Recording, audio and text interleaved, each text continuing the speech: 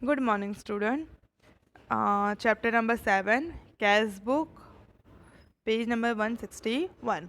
इसके पहले वाले वीडियो में मैंने ऑलरेडी तुम्हें सिम कैश बुक का मीनिंग, उसका फॉर्मेट और एक एग्जांपल देखा था हमने, जिसके अंदर हमने simple type of cash book मतलब simple type of cash book कैसे करते हैं वो। नाउ हम देख रहे हैं टू कॉम्युलर, क्योंकि हमारे पास 3 टाइप की कैश बुक होती है, जिसमें हमने पढ़ा था एक सिंपल, दूसरा हमने 2 कॉलम ईयर वाला देखा था, जिसमें हमने देखा था कैश बुक विद डिस्काउंट वाला, और उसके बाद हमने एक देखा था जिसके अंदर हमने 3 कॉम्युलर देखा था, जिसमें डिस्काउंट था, कैश था और बैंक था। तो हम यहाँ पे सेकेंड टाइप देख रहे हैं, जो हमारा 2 कॉम्युलर मतलब 2 कॉलम वाली, जिसमें कैश और डिस्काउंट है। अब यहाँ पे हमारा फर्स्ट यहाँ पे फॉर्मेट हम सबसे पहले देख लेते हैं। कैश और डिस्काउंट में फॉर्मेट ये है, हमारा debit and credit, left side हमारा वही डेट, यहाँ पे रिसिप्ट नंबर, LF, सेम वही था सिंपल वाला, बस यहाँ पे 2 कॉलम बन जाएगी, एक डिस्काउंट अलाउ की और कैश की, ये 2 कॉलम हो गई। फिर हमारा पेमेंट राइट हैंड साइड मतलब date, payment, voucher number, LF, और फिर यहाँ पे हमारी वापस से 2 कॉलम है, एक डिस्काउंट रिसीव की और एक कैश अमाउंट की। ये हमारा फॉर्मेट है। जो भी हमारा डिस्काउंट होगा बस हम वो वहाँ पे डिस्काउंट की कॉलम में डिस्काउंट भी लिखेंगे। अब ये चीज़ याद रखना कि अगर हमने ट्रेड डिस्काउंट दिया, जो हमने ऑलरेडी पढ़ा है कि ट्रेड डिस्काउंट को हम कभी भी दिखाते नहीं है, वो हम करते हैं माइनस, लेकिन उसकी एंट्री हम दिखाते नहीं है। हम सिर्फ कौन सा डिस्काउंट को दिखाते हैं, जो कैश में मिला हो, जो कैश डिस्काउंट होता है उसी को हम डिस्काउंट की एंट्री जनरल एंट्री में दिखाते थे। तो सेम यहाँ पे भी हम सिर्फ कैश डिस्काउंट होगा उसी अमाउंट को यहाँ डिस्काउंट में दिखाएंगे, ट्रेड डिस्काउंट को यहाँ पे नहीं लिखेंगे, उसको हम डिस्काउंट करके डायरेक्टली अमाउंट में लिख दिया करेंगे। अब एग्जाम्पल नंबर 2 है तुम्हारा यहाँ पे, prepare two columnar cash book, 2 columnar cash book बनाना है, जिसमें है कैश और डिस्काउंट कॉलम है, और 3 by from the following transaction, ये फॉलोइंग ट्रांजेक्शन में से तुम्हें बनाना है कैश बुक, लेकिन किसकी, 2 कॉलम वाले। सबसे पहले हम यहाँ पे कैश बुक हमारा बनाएंगे, डेट, रिसिप्ट, वो पूरा फॉर्मेट के हिसाब से लेफ्ट साइड और राइट साइड। अब यहाँ पे है 2015 मार्च 1, तो हम डेट में जाएंगे और लिखेंगे 2015 मार्च 1। ओपनिंग कैश बैलेंस, ये सबसे पहले तो हमारे पास इतने पैसे हैं जो हमारा बैलेंस ब्रॉड फॉरवर्ड होता है, तो यहाँ पे हमारा मार्च 1 में जाएंगे और लिखेंगे टू बैलेंस ब्रॉड फॉरवर्ड, और अमाउंट में जाके लिखेंगे 8000, ये हमारा कैश बैलेंस है मतलब ओपनिंग बैलेंस है। नंबर 4, गुड्स ऑफ ₹6000 परचेज, हमने 6000 का परचेज किया है और 10% ट्रेड डिस्काउंट में, तो हमने परचेज किया है, तो हम किस साइड जाते हैं, हमारी जनरल एंट्री कैसे होगी, परचेज टू कैश, तो हम जाएंगे डेबिट क्रेडिट साइड में और लिखेंगे परचेज का नाम, मतलब हम क्रेडिट साइड में जा रहे हैं और वहाँ पे लिख रहे हैं बाय परचेज अकाउंट करके, और अमाउंट की कॉलम में हम कितना लिखेंगे 5400। हमने यहाँ पे डिस्काउंट नहीं दिखाया, क्यों, क्योंकि वो ट्रेड डिस्काउंट था इसके लिए।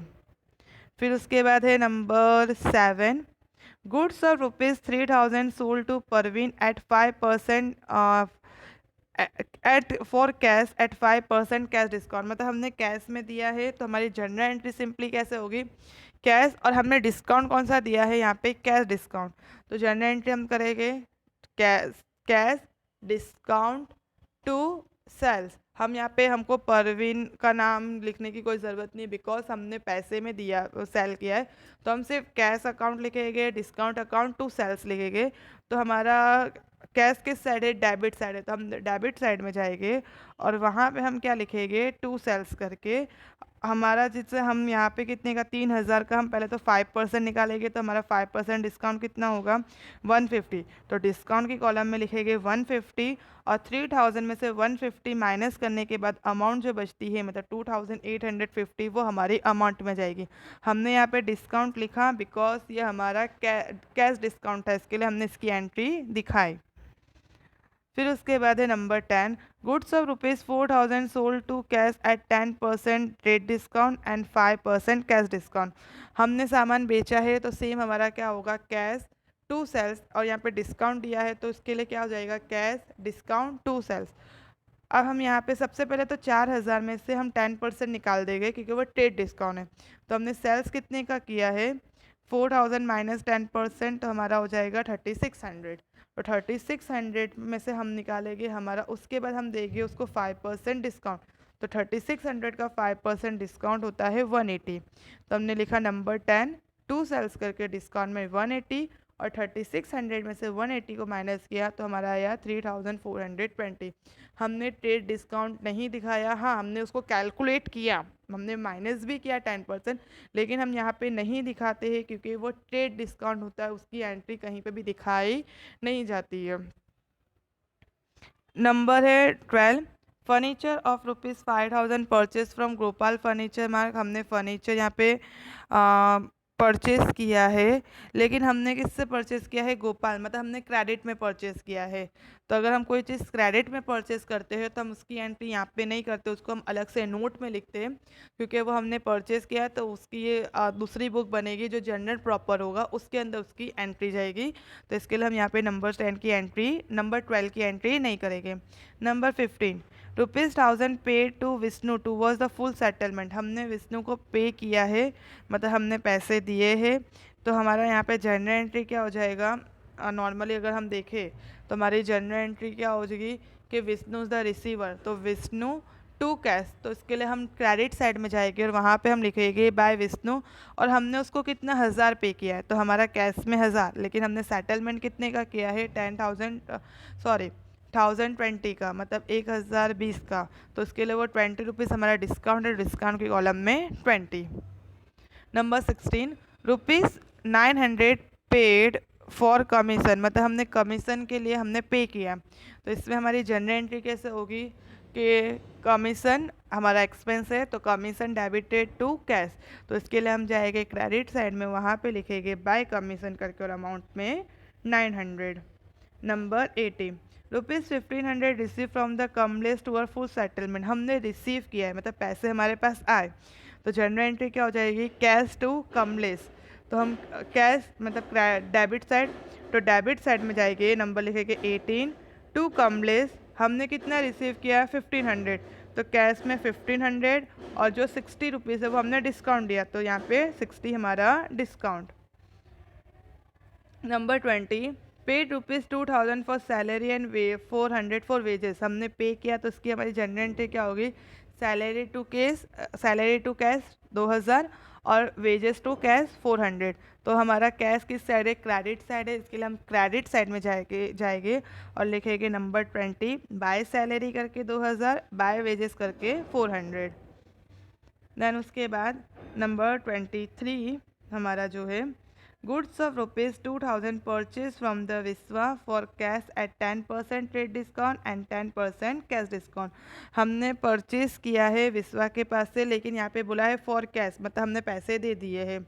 तो हमने इसकी जनरल एंट्री नॉर्मली हमारे क्या होगी? परचेज टू कैश, और हमने डिस्काउंट दिया है तो परचेज डिस्काउंट टू कैश हमारा हो जाएगा। तो इसके लिए हम यहाँ पे जाएंगे, हमारा पर कैश किस साइड है? क्रेडिट साइड है, तो क्रेडिट साइड में जाएंगे। पहले तो 2000 का 10% ट्रेड डिस्काउंट निकाल देंगे तो हमारा हो जाएगा 1800। 1800 का 10% निकालेंगे तो वो हो जाएगा 180, मतलब डिस्काउंट में 180, और अमाउंट में हम 1800 में से 180 हम माइनस करेंगे तो 1620। हमने पहले ट्रेड डिस्काउंट को डिडक्ट किया है, मतलब माइनस किया है, भले उसकी एंट्री नहीं दिखाते लेकिन हम माइनस करते हैं और ट्रेड डिस्काउंट को हम नहीं दिखाते हैं। Number 26, cash of ₹4000 brought in the business. हमने बिजनेस में 4000 पैसे लेके आए, मीन्स लेके आए तो वो हमारा कैपिटल होगा, तो हम इसकी जनरल एंट्री क्या करेंगे? Cash to capital. तो डेबिट साइड में जाएंगे, नंबर 26 टू कैपिटल करके 4000। Number 28, machine of ₹8000 is purchase from the Maheshwari Engineering for which 5000 is paid and the balance amount is agree to be paid after 1 month. अब हमने देखो 8000 की machine purchase की है, जिसमें हमने 5000 उसको पे कर दिया, मतलब हमारा कैश कितना गया? 5000 का गया। तो हमारी जनरल एंट्री कैसा होगा? मशीन टू कैश, और हमारी अमाउंट कितनी हो जाएगी? 5000, क्योंकि हमने सिर्फ 5000 दिए, बाकी जो 3000 बचे वो क्रेडिट में है। तो वो 3000 की हम एंट्री तो करेंगे नहीं, क्योंकि वो यहाँ पे हम कैश की कर रहे हैं, तो सिर्फ कैश की एंट्री होगी। तो इसके लिए जाएगी नंबर 28 में मशीन अकाउंट करके और सिर्फ 5000, और नोट में अलग से हम नोट में जाके लिखेंगे नंबर 28 करके, जिसमें हम लिखेंगे कि जो हमारा 3000 है वो हमारा क्या है कि क्रेडिट में बेचा है। फिर हमारी ये सारी जनरल एंट्री हो गई ऊपर की। अब हम टैली करेंगे, मीन्स हमारा यहाँ पे अमाउंट साइड में हमने सारा टोटल किया, इधर का अमाउंट टोटल किया तो हमारा कितना आया, इधर साइड का मीन्स डेबिट साइड का ज़्यादा आया 19,770। इसमें से हमने सारा क्रेडिट माइनस किया तो हमारा रिमेनिंग कितना बचता है 3,450। तो ये जो 3,450 है वो हमारे लिए क्या है कि हमारा वो बैलेंस कैरी फॉरवर्ड है। तो ये हमारा आ जाएगा बैलेंस कैरी फॉरवर्ड में। वैसे ही हम यहाँ पे डिस्काउंट का करेंगे।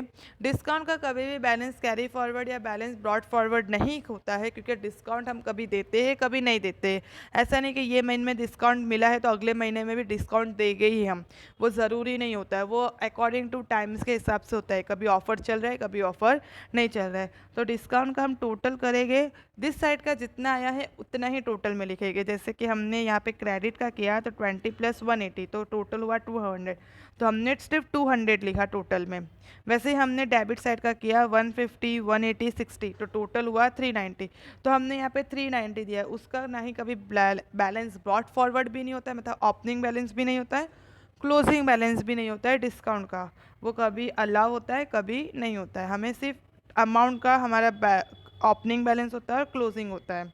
और जो हमारा यहाँ का क्लोजिंग बैलेंस होगा वो नेक्स्ट मंथ का, क्योंकि ये हमारा मार्च था तो नेक्स्ट मंथ हमारा अप्रैल, तो वो अप्रैल का क्या हो जाएगा ओपनिंग बैलेंस। तो यहाँ पे इसलिए अप्रैल 1 करके 2 बैलेंस ब्रॉड फॉरवर्ड मीन्स हमारा ओपनिंग बैलेंस कितना है यहाँ का 3,450। जो क्लोजिंग था वो हमारा हो गया 3,450 अप्रैल का ओपनिंग बैलेंस। फिर ये हमारी नोट है जो जो हमने नहीं दिया, जैसे कि देखो discount allow is a transaction, हमने डिस्काउंट अलाउ किया है लेकिन हमने उसको रिकॉर्ड नहीं किया क्योंकि वो ट्रेड डिस्काउंट, हम सिर्फ कैश रिकॉर्ड करते हैं। फिर हमने सेकंड जो फर्नीचर की एंट्री नहीं की थी 12th वाली, क्यों, क्योंकि वो क्रेडिट में परचेज किया था कैश में नहीं, हम कैश बुक बनाए तो हम सिर्फ कैश का लिखेंगे।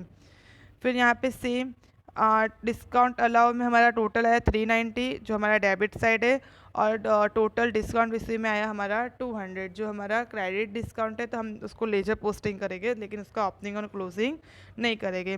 वैसे ही हमारा कॉम्युलर जो 2 कॉम्युलर बुक होता है उसमें एक तो होता है कैश और डिस्काउंट, दूसरा होता है कैश एंड बैंक करके, जो सेम है। अगर कैश में किया तो कैश की कॉलम में जाओ, बैंक में किया तो बैंक के कॉलम में जाओ, मतलब चेक के थ्रू किया तो बैंक में और कैश के थ्रू किया तो कैश में। अब इसके जो नेक्स्ट वीडियो होगा उसमें मैं तुम्हारा तीसरा टाइप जो है कॉम्युलर वाला 3 कॉम्युलर कैश बुक वो एक्सप्लेन करूँगी।